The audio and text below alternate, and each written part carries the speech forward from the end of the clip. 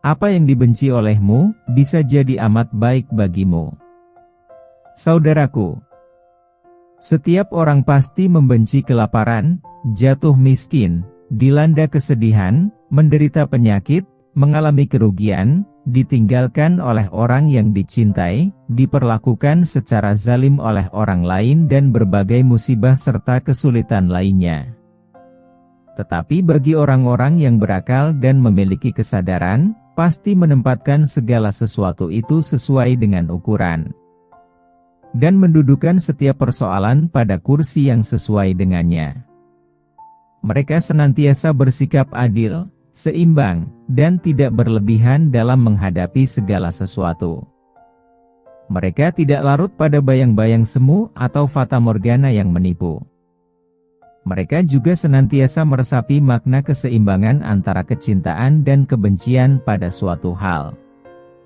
Perintah tersebut sebagaimana yang diajarkan oleh Rasulullah SAW lewat sabdanya, yang artinya, "Cintailah kekasihmu sekedarnya saja, boleh jadi kamu akan membencinya suatu ketika. Dan bencilah orang yang kamu benci sewajarnya, boleh jadi suatu ketika kamu akan mencintainya." Hadis riwayat Tirmidzi.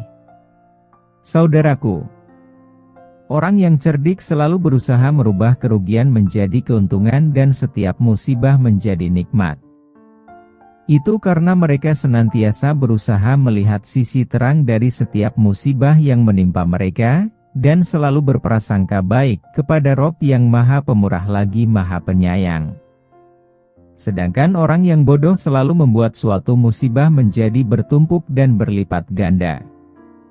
Itu karena mereka senantiasa melihat sisi gelap dari setiap musibah yang menimpa mereka, dan selalu berprasangka buruk kepada Rob yang Maha Pengatur dan Maha Penguasa. Padahal, Allah Ta'ala telah mengingatkan kita melalui firman-Nya. Kamu tidak mengetahui barangkali Allah mengadakan sesudah itu sesuatu hal yang baru. Demikianlah firman Allah Ta'ala dalam surah At-Talaq ayat 1, yakni bahwa kita tidak mengetahui hikmah di balik sesuatu yang kita benci. Padahal, bisa saja hal tersebut merupakan hal baru yang justru amat baik bagi kita. Yang bisa saja menghilangkan kegundahan kita, mengusir keresahan kita, menghapus kesedihan kita, memudahkan urusan kita, dan memperbaiki keadaan kita menjadi jauh lebih baik dari yang kita harapkan. Saudaraku, dalam menyikapi dan menjalani beragam dinamika dan problematika kehidupan, sesungguhnya kita bisa mengambil teladan dari Rasulullah SAW. Yakni ketika diusir dari Makkah, beliau memutuskan untuk hijrah dan menetap di Madinah, kemudian berhasil membangunnya menjadi sebuah negeri yang sangat mengagumkan di mata sejarah. Selain itu, kita juga dapat mengambil contoh dari Ahmad bin Hanbal.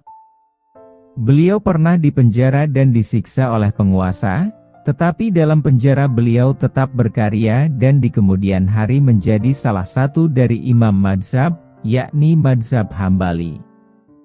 Atau contohlah As-Sarhasi yang pernah dikurung di dasar sumur selama bertahun-tahun, tetapi di tempat itu pula beliau berhasil menulis kitab lebih dari 20 jilid yang menjadi rujukan para ulama. Masih banyak lagi contoh yang dapat kita tiru dan teladani dari orang-orang besar.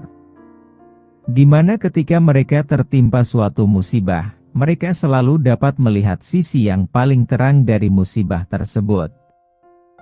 Hal itu karena mereka meyakini dengan sepenuh hati, bahwa apa yang mereka sangka baik, belum tentu berakhir dengan kebahagiaan. Dan apa yang disangka buruk, belum tentu berakhir menyedihkan. Perkara tersebut sebagaimana telah difirmankan oleh Allah Ta'ala, yang artinya, boleh jadi kamu membenci sesuatu, padahal ia amat baik bagimu.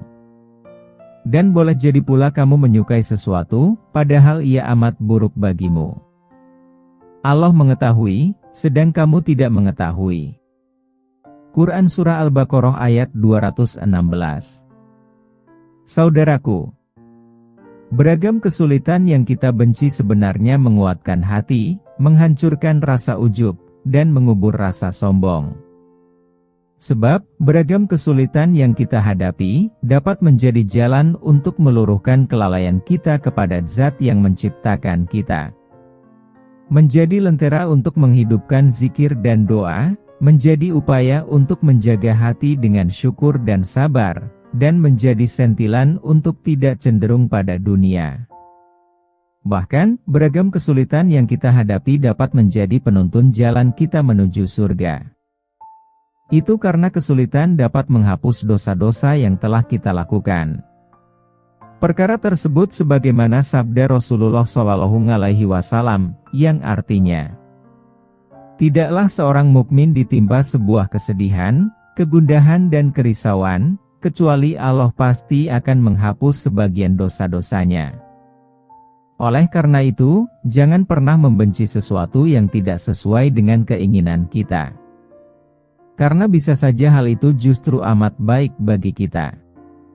Sebab bagaimanapun qada telah ditetapkan, takdir pasti terjadi, pena ketetapan telah mengering, lembar ketentuan telah dilipat dan semua perkara telah habis ditetapkan oleh Allah Ta'ala. Tiada suatu bencana pun yang menimpa di bumi dan tidak pula pada dirimu sendiri melainkan telah tertulis dalam kitab Lauhul Mahfuz sebelum kami menciptakannya. Sesungguhnya yang demikian itu adalah mudah bagi Allah. Demikianlah Allah Ta'ala berfirman dalam surah Al-Hadid ayat 22. Dengan demikian, ayat tersebut menjadi perintah agar kita jangan larut dalam penyesalan, serta menghancurkan diri dengan tangis dan kedukaan. Karena sebesar apapun kebencian dan kesedihan seorang hamba, itu tidak mungkin akan mempercepat atau memperlambat kenyataan yang sudah terjadi maupun yang belum terjadi. Allah Ta'ala menjelaskan semua itu agar kita tidak mudah berduka cita, sebagaimana telah difirmankannya, yang artinya, kami jelaskan yang demikian itu, supaya kamu jangan berduka cita terhadap apa yang luput dari kamu. Quran Surah Al-Hadid ayat 23. Saudaraku, orang yang senantiasa berbahagia dalam hidupnya, adalah mereka yang bisa mengambil pelajaran hari kemarin, kemudian berintrospeksi diri untuk mempersiapkan dirinya agar menjadi lebih baik dari hari kemarin. Sedangkan orang yang selalu bersedih, adalah mereka yang senantiasa mendorong dirinya untuk menyia-nyiakan hidup. Itulah mengapa kesedihan ibarat wanita yang mengurai pintalan tenun setelah kuat pintalannya. Ibarat seseorang yang menulis di atas air dengan tangannya. Ibarat mengikat matahari agar tidak terbit dari peraduannya. Ibarat membawa air sungai kembali ke hulunya, dan ibarat berjalan ke belakang berupaya menghentikan putaran roda zaman. Oleh karena itu, mau tidak mau seorang mukmin sejati harus yakin sepenuhnya, bahwa pengaturan Allah Ta'ala itu jauh lebih baik dibanding pengaturan dirinya sendiri. Dan rahmatnya jauh lebih besar dibanding kasih sayang kedua orang tuanya. Maka jika ia mampu untuk senantiasa ridho di segala kondisi dan situasi, niscaya sikap tersebut merupakan langkah tercepat untuk mendapatkan ridho ilahi.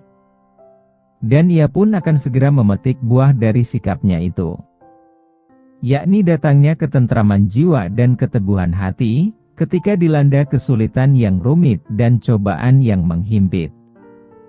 Bahkan sikap ridhonya tersebut, dapat menjadi penuntun jalan menuju kebahagiaan abadi di surga. Itulah kabar gembira atas keridhoan mereka menerima apapun keputusan dan ketentuan Allah Ta'ala atas diri mereka.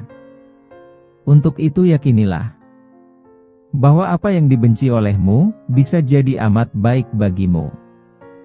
Wallahu a'lam.